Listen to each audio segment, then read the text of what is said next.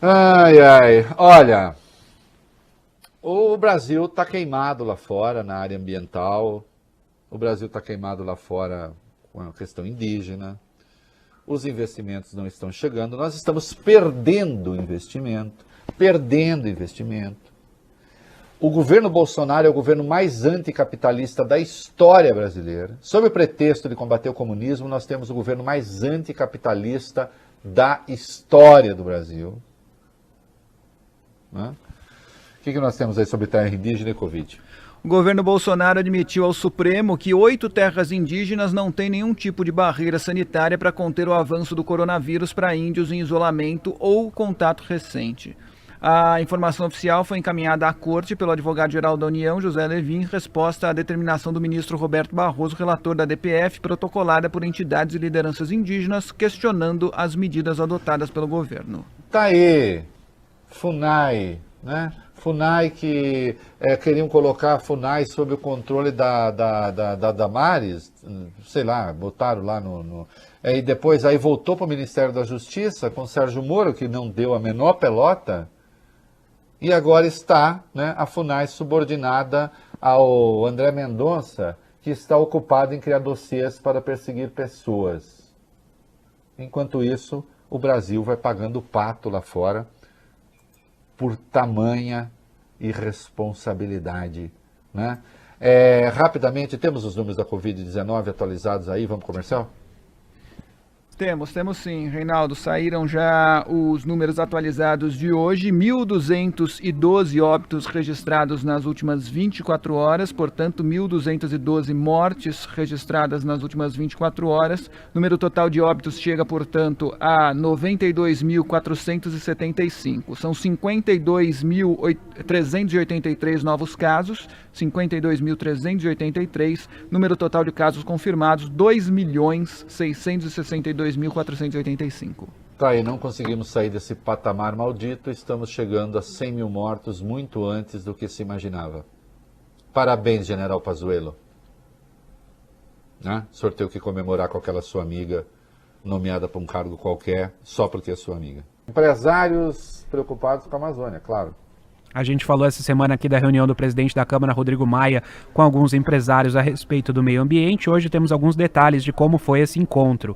O grupo cobrou uma agenda cada vez mais sustentável na casa e pediu ajuda no combate ao desmatamento e às queimadas na Amazônia. Maia, por sua vez, prometeu criar uma comissão para acompanhar as ações do governo em relação ao meio ambiente e também as medidas contra o desmatamento. O presidente da Câmara também resolveu criar um grupo informal de deputados para ajudá-lo nessa agenda ambiental da Câmara e convidou Henrico Missassi, do PV de São Paulo, e Alessandro Molon, do PSB do Rio de Janeiro, mais ligados à causa ambiental, e também Zé Silva, do Solidariedade de Minas Gerais, e Zé Vitor, do PL de Minas Gerais, mais ligados ao agronegócio. Não obstante, o Brasil está fazendo tudo errado.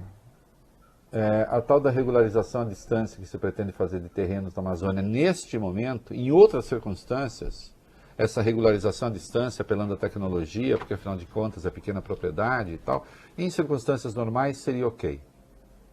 Considerando a quantidade de proprietários laranja que há lá, e nós sabemos que há, e daqui a pouco nós vamos ver quando reunir a rede, como é que são as coisas, essa regularização à distância vai valer para uma espécie de homologação do desmatamento. Falta bom senso. Falta saber o tamanho do problema. Eu insisto, não é questão de dar ou não dar, de ceder ou não ceder à pressão ambientalista. É uma questão de ser pragmático. Né? Porque junto com isso vem uma outra informação que também está no mundo inteiro, se dá tempo de falar aí da questão dos assassinatos de ativistas ambientais para a gente encerrar. Dá sim, Reinaldo. Vamos mais um minuto, então. O Brasil alcançou mais uma marca negativa em relação ao meio ambiente. Um relatório da ONG Global Witness mostra que o país registrou no ano passado 24 assassinatos de militantes ambientais. Esse número colocou o Brasil em terceiro em um ranking organizado pela ONG, atrás apenas das Filipinas, com 43 assassinatos, e da Colômbia, que registrou 64 mortes. Aí você diz, não, isso daí, como que o general Mourão poderia dizer? Isso daí, ficam falando isso porque tudo não passa de uma disputa comercial, né? Vem com essa cascata, como se isso resolvesse as coisas, né? Vá lá, eu admito, é muito complicado, o Brasil é muito grande, mas então vamos fazer aquilo que dá para fazer? Mas não se está fazendo nem aquilo que dá para fazer. Vocês querem ver como são as coisas? Nós estamos precisando de investimentos. Houve uma fuga de investimentos agora recente, de dinheiro do Brasil, gigantesca. E os maiores fundos de investimento do mundo já avisaram o Brasil que sem resolver a questão ambiental, não há saída. Será que nós estamos resolvendo? Conte aí, vamos lá. Embora o mundo esteja de olho na questão ambiental brasileira e o país já esteja perdendo investimentos por isso, o governo federal continua a investir no conflito ambiental e não na solução. Vamos ver. 3 meses depois de uma grande operação do IBAMA contra crimes ambientais, a terra indígena Trincheira Bacajá, no sudeste do Pará, voltou a sofrer com o aumento do desmatamento ilegal e com a presença em massa de não indígenas. O que se vê por lá, Reinaldo? Queimada, gado e centenas de invasores. Na semana passada, uma reportagem do jornal Folha de São Paulo flagrou um grande incêndio florestal em uma estrada de terra a cerca de 20 quilômetros da Vila Sudoeste, pertencente ao município de São Félix do Xingu. O fogo já havia pulado para um pasto e ameaçava o gado.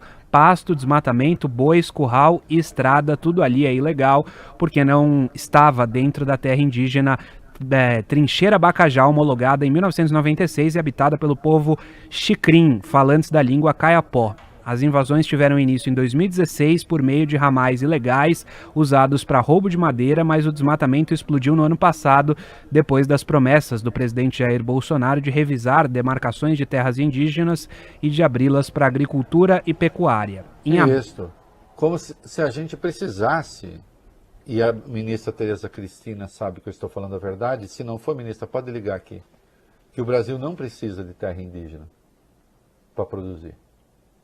Né?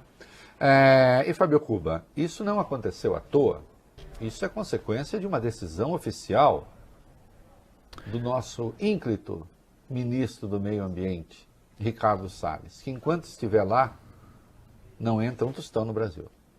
Virou o maior agente anticapitalista do campo da nossa história.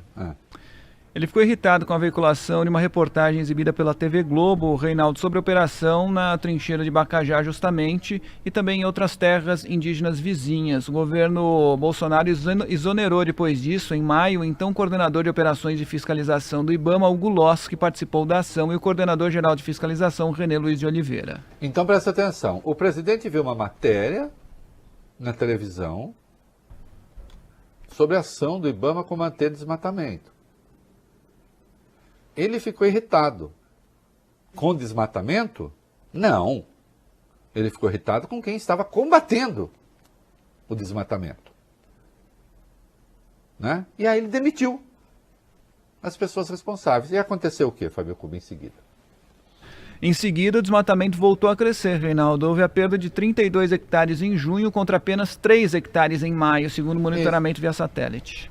Entenderam? Eu tenho quanto tempo para encerrar, Fábio Cuba? 15 30 segundos? segundos. 30 segundos. Então é isto. Nós continuaremos na nossa luta cotidiana para botar o Brasil no rumo da Constituição Democrática e para combater aqueles que hoje atuam contra o progresso no Brasil. Os reacionários, curiosamente, do anticapitalismo. Que coisa, não é mesmo? Quem são? Os extremistas de direita.